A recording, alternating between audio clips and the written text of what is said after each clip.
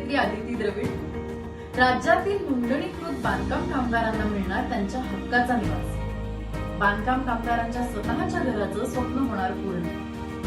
मंडळामार्फत ग्रामीण तसेच शहरी भागातील बांधकाम कामगारांना अटल बांधकाम कामगार आवास योजनेअंतर्गत अर्थसहाय्य देण्यात येईल। सदर योजनेचा लाभ घेण्याकरिता पंतप्रधान आवास योजनेत पात्र असल्याबद्दल सक्षम अधिकाऱ्यांचे पत्र तसेच प्रमाणित पत्र बांधकाम कामगारांच्या नावे अथवा त्यांच्या पती पत्नी यांच्या नावे स्वतःची सदनिका किंवा घर नसल्याचे हमीपत्र सर्व सत्य प्रतीवर स्वतःच्या साक्षांकित केलेले कागदपत्र असणं आवश्यक आहे। सदर योजनेअंतर्गत रुपये 2 लाखांपर्यंत अर्थसहाय्य नोंदणीकृत बांधकाम कामगारांना देण्यात येईल।